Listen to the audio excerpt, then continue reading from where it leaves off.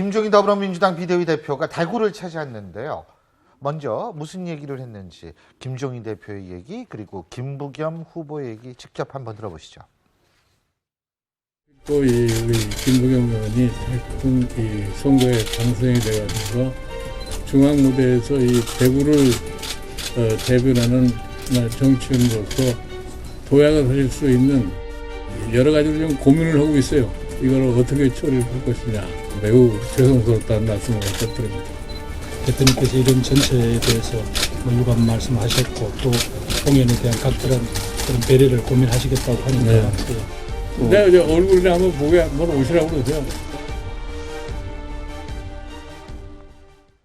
저도 사실 이걸 보면서 굉장히 당혹스러운 것이 제 기억으로는 바로 며칠 전에 김종인 대표가 일단 봉투 뜯었으면 어떻게 할 수가 없다라는 얘기를 분명히 한 기억을 하고 있는데 지금 대구에 가서는 홍일학 의원을 구제할 수도 있다라는 얘기를 했습니다. 이게 도대체 어떻게 해석을 해야 될까요? 대단한 것 같아요. 대구에서 오신 분이 네, 말씀해 주시죠. 대구에 대구가 사실은 더불어민주당이 상당히 어렵습니다. 예. 어렵고 또 김부겸 전 의원 같은 경우는 어떻게 보면 가능성이 있는 유일한 어떤 지역구인데 홍일학 지금 의원하고 같이 해야지만이 어떻게 보면 시너지 효과가 있을 수 있는데 안 된다 했을 때 중대 결심을 하겠다 이런 얘기를 했었거든요. 예. 그럼에도 불구하고 김종인 대표는 전혀 얘기를 안 했습니다. 그렇지만 이제 강주 갔다가 바로 움직임을 행보를 대구 갔는데 예. 혹시나 이런 얘기를 하지 않을까라고 얘기를 했었는데 아하. 가서 지금 이런 얘기를 한 건데 저는 이런 측면이 중요하다 생각이 듭니다.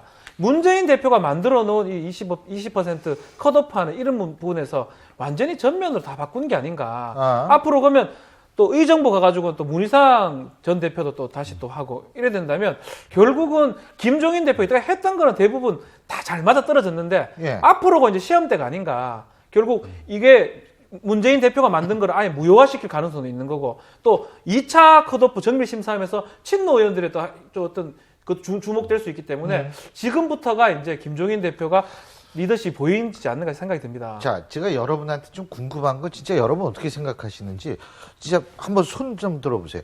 김종인 대표하고 문재인 전 대표하고 관계가 안 좋아서 김종인 대표가 친노를 다 칠 것이다. 이렇게 생각하시는 분 한번 손 들어주시죠. 아무도 없으시네. 그러면 김종인 대표와 문재인 전 대표가 나름대로 어떤 관계를 갖고 있다라고 생각하시는 분.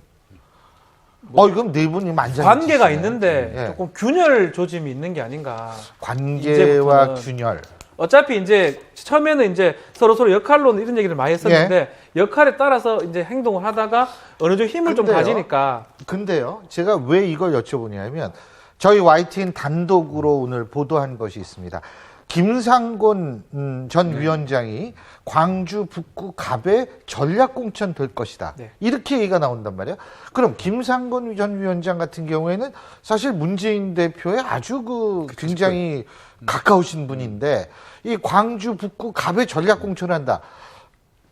김종인 대표가 만약 문재인 전 대표하고 균열이 있다면 그게 가능할 것인가? 균열이라기보다는 뭐 의도된 균열이 아니고 예. 어차피 이제 본인이 총선에 대한 책임을 다 져야 되는 그런 상황이기 때문에 예. 필요하다면 친노, 예. 친문도 할 수 있다라는 거죠. 그러니까 이거 통일학 의원을 지금 구제하는 거는 결과론적으로 문재인 대표가 만들어 놓은 그 선거 룰, 총선 룰을 빼는 거거든요. 예. 결국 그거에 대해서 김종인 대표가 자기가 원하는 대로 지금 감으로써 만약 더 벌어진다면 결국 문재인 대표하고 균열될 수밖에 없는 그런 상황도 될 수 있다 생각합니다. 저는 이 박사님. 다르게 보고 있는데요. 그러니까 아직까지는 그 김종인 대표가 지금 전권을 행사하고 있지 못한 상태다.